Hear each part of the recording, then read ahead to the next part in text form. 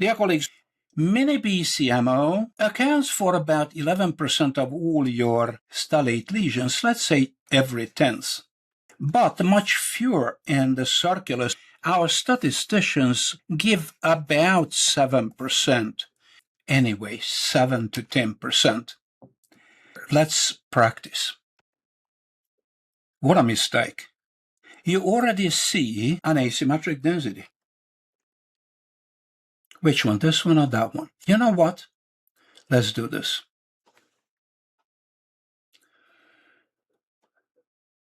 We do our usual step-by-step, side-by-side comparison. Obviously, there is an asymmetric density on the left retroareolar area. I don't want to defend those who pass by it, because there is no excuse. When you see a definite asymmetric density on one view, do this. Enlarge further. I mean, this is a stellate lesion. Pick it up.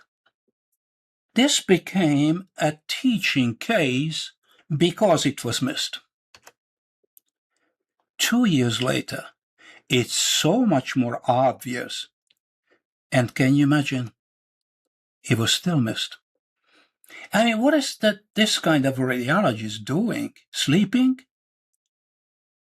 Not looking at the cases? Signing out as normal? It gives us a great teaching case because now we can calculate the growth rate, which is slow.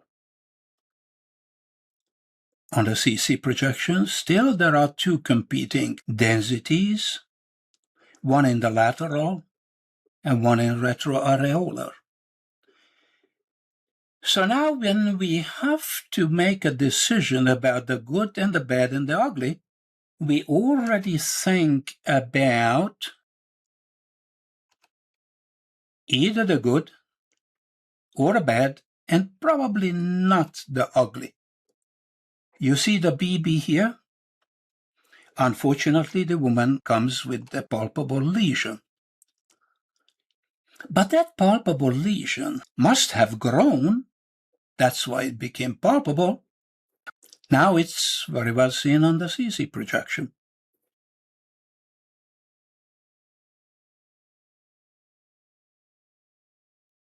It's just about time to work it up.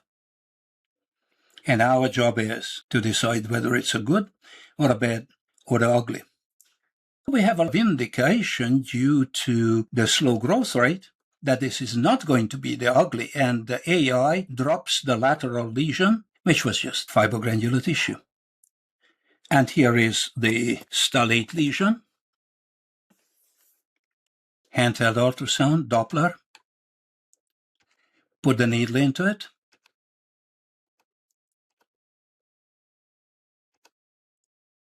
MR. Nothing in the right breast. It's a shy little lesion. Doesn't excite the MR reader very much, even if you use the MIP images. All these indirect indications say that this could be either the good or not so bad. It's a unifocal lesion. But already at this time point, I see that the color here is different from the color here. And the color here is similar to this and similar to that. This is where the hematoxylin is soaked up.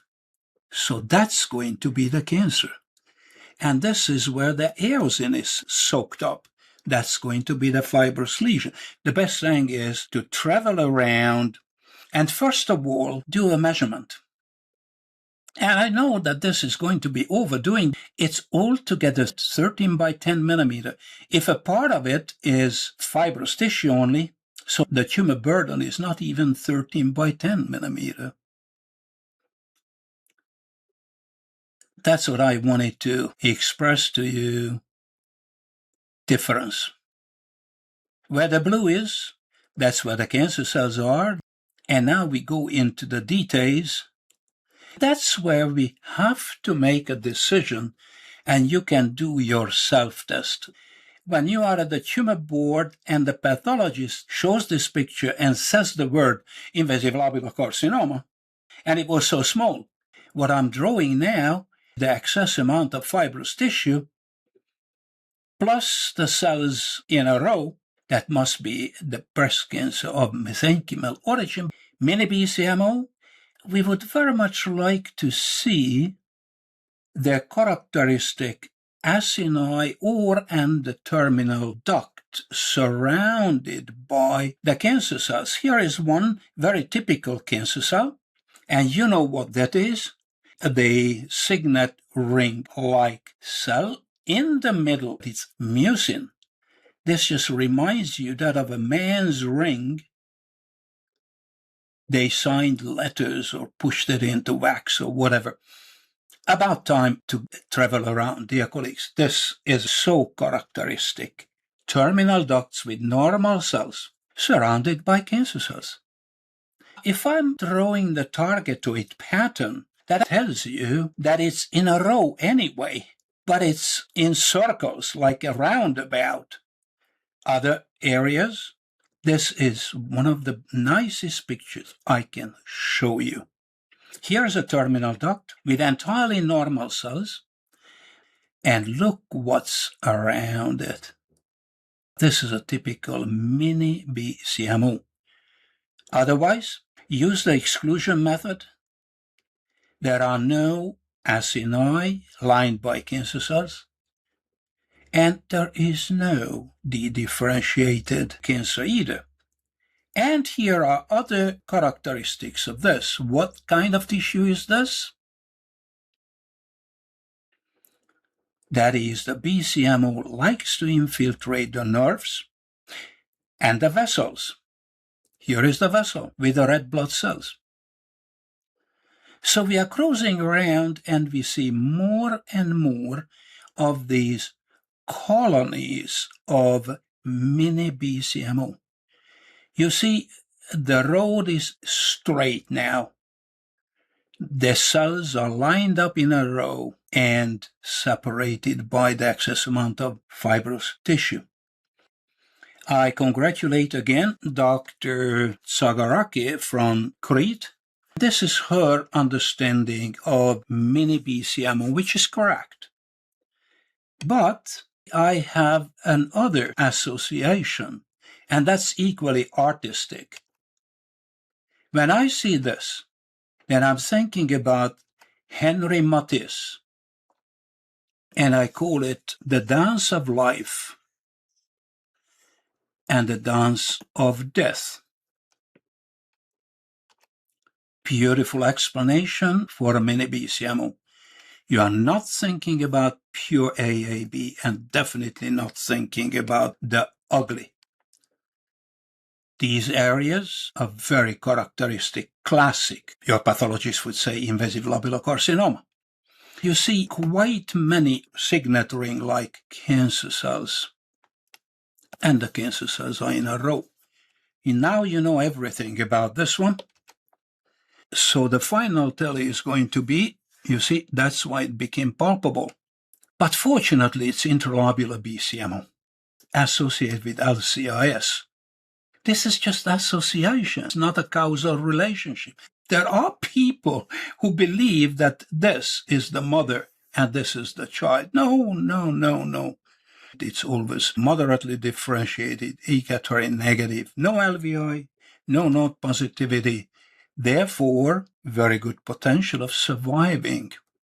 And indeed, this was about 18 millimeters, so she's riding somewhere on this curve.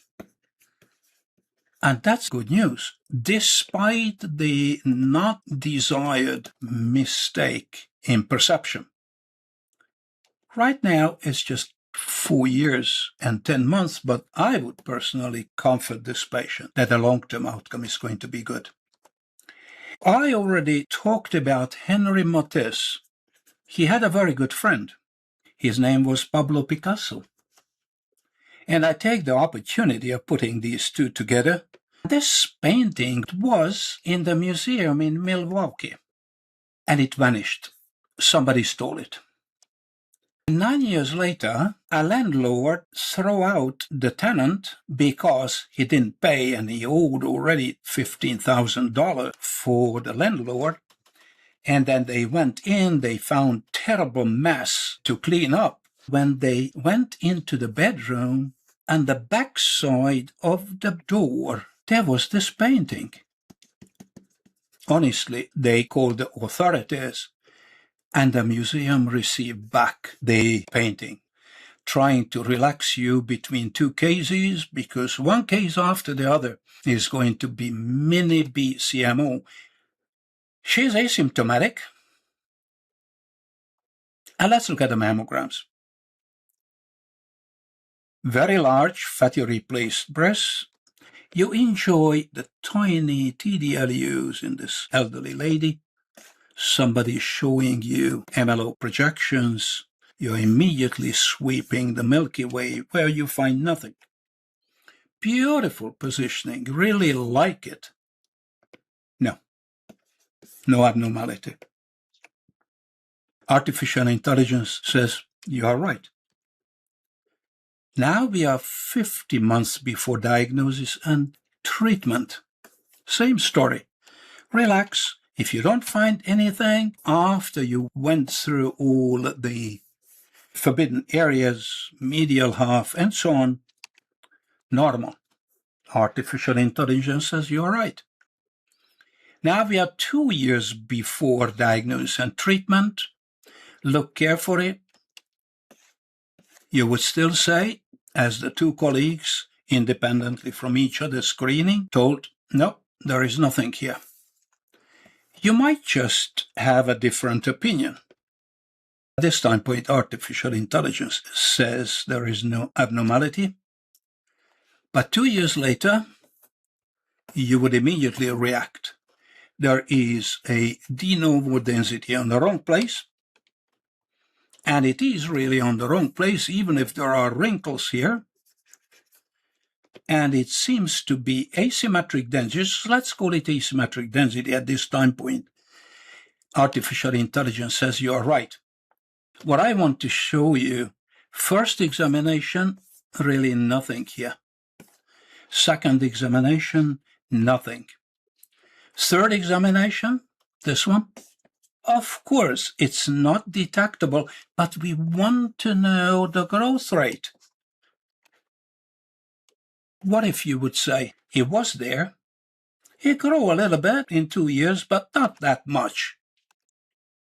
Okay, so it's still mini. We work it up, and it's a stellate lesion, it's a unifocal, no satellites. Beautiful. I'm so sad because I see in front of me that she is going to be overtreated. Please. And now I invite you for a self-test. When you see this picture, when you see this bright thing they probably never talk about on tumor board, which is actually one of the most important things, namely excess amount of fibrous tissue.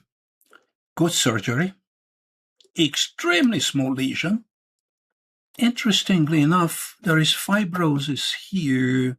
There is a little bit more blue here. I would very much like to travel around in this one. Solitary size. It's spherical, so if it's 8 millimeter in this direction, it's going to be about 8 millimeter in the other direction. Indeed. And now we travel.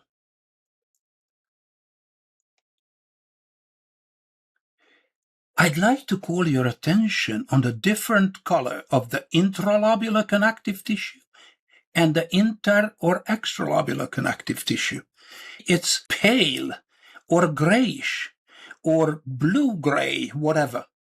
What I'm throwing now is the terminal duct and a couple of acini surrounded by cancer cells.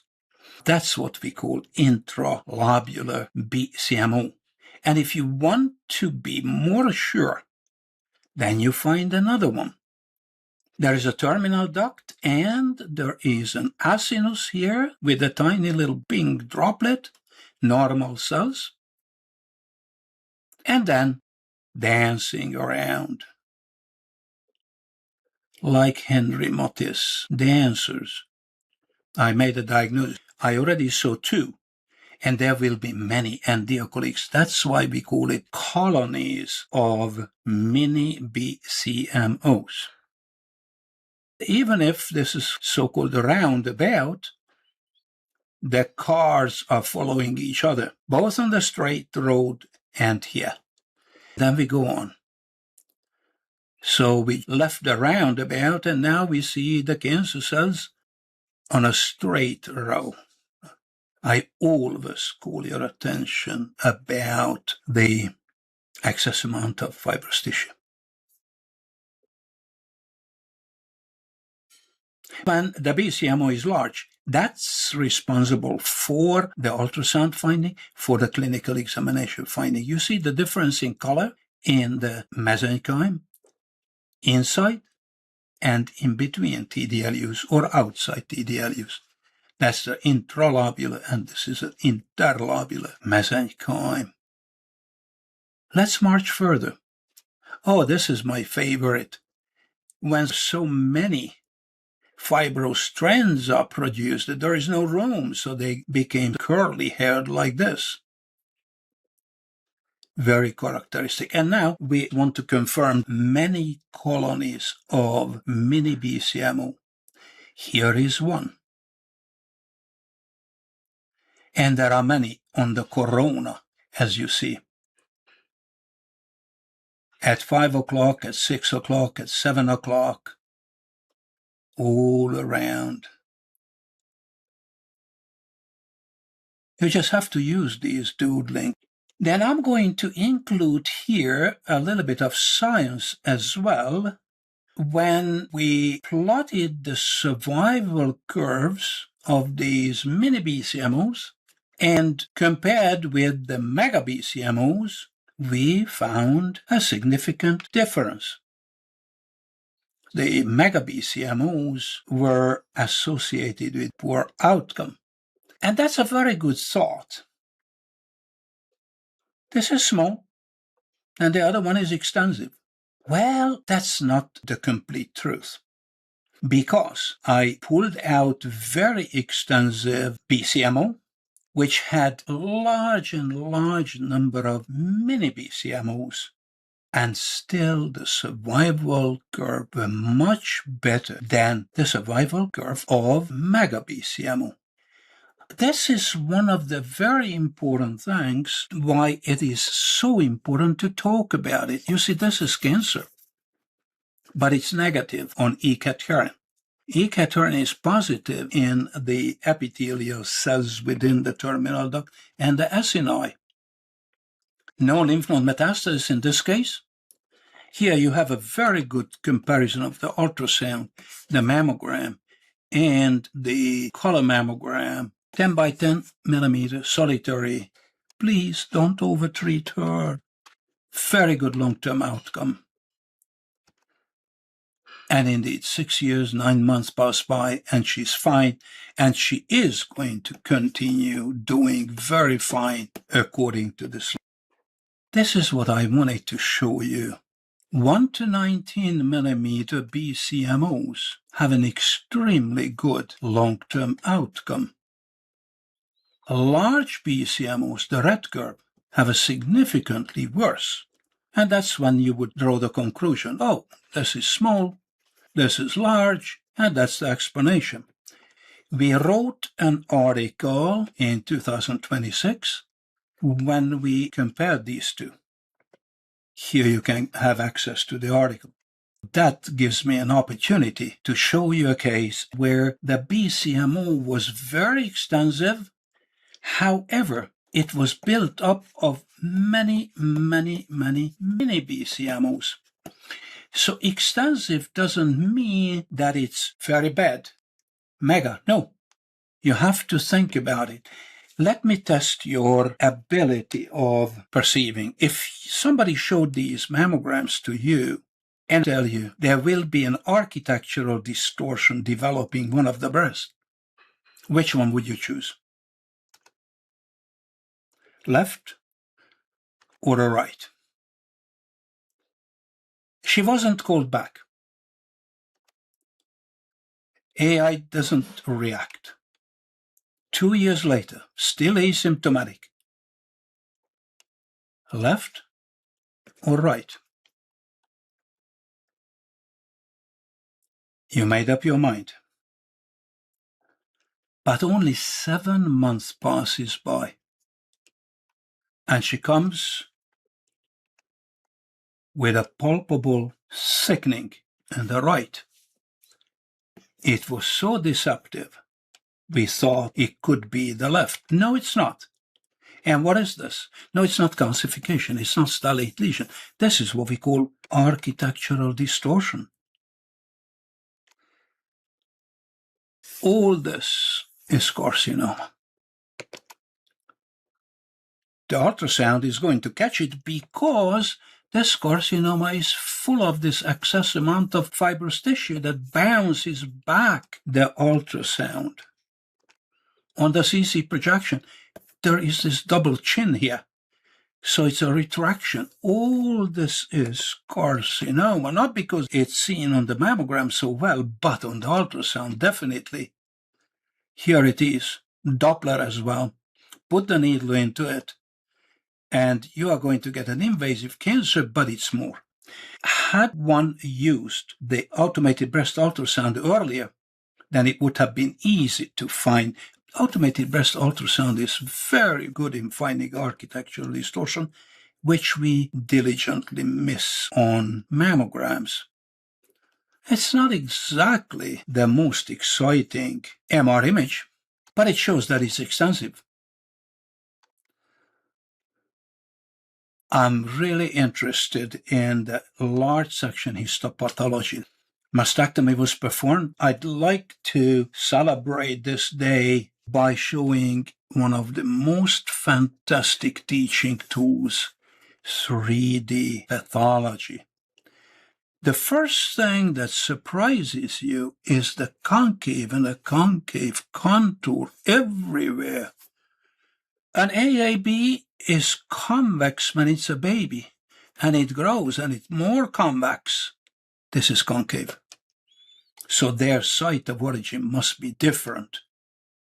I tell you, every bit is carcinoma here that is opaque, and probably also in the interstitial space. You are not surprised when you are looking at the 3D histology image. Great correlation. Or large thin section histology image. Again, great correlation. This is the 4 micron. This is the 1500 micron. Beautiful. And here is the surprise. You see the pathologist mark is very extensive, but this is my present for you. Mini BCMO, and this is straight BCMO. This is mini BCMO.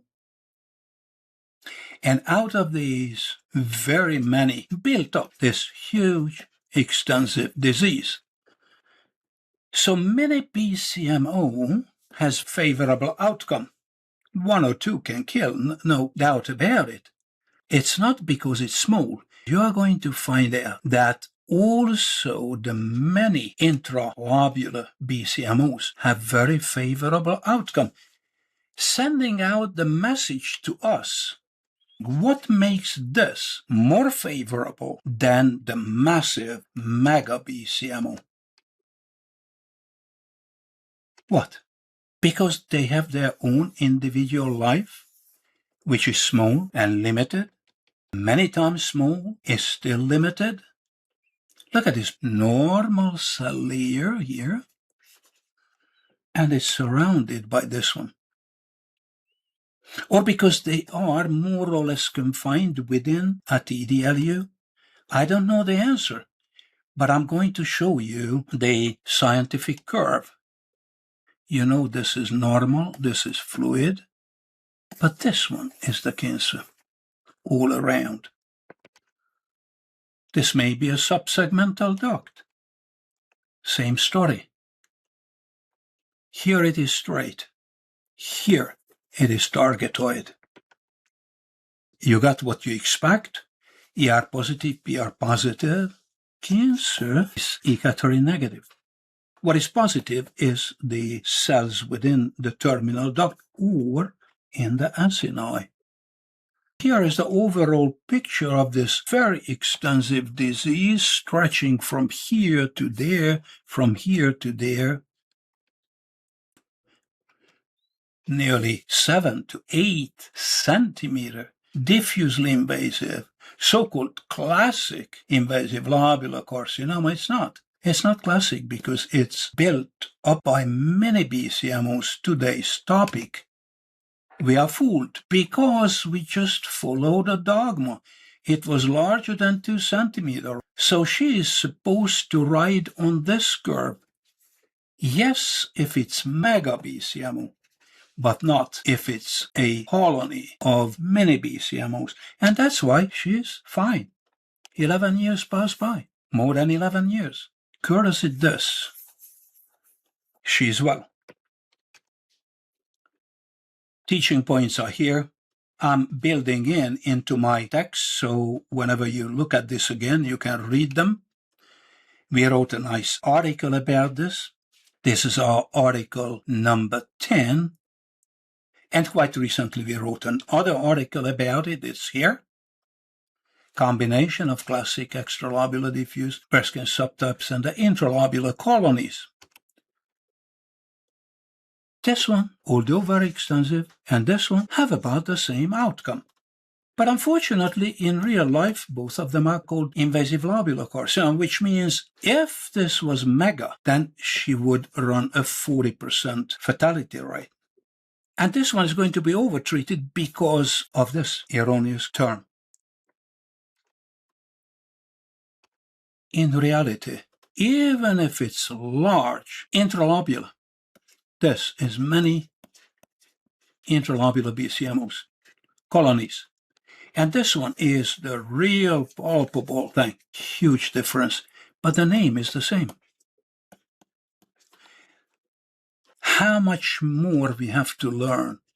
You cannot just casually pass by a case and say, oh, this was an invasive lobular carcinoma, and they are usually difficult to treat. Not this one. This one you cannot make the diagnosis of unless you have large or at least mega cassette. We come back again and again to the request for practicing modern medicine in the 21st century. Dear colleagues, I would very much like to thank you for attending. Hopefully you are going to coming back.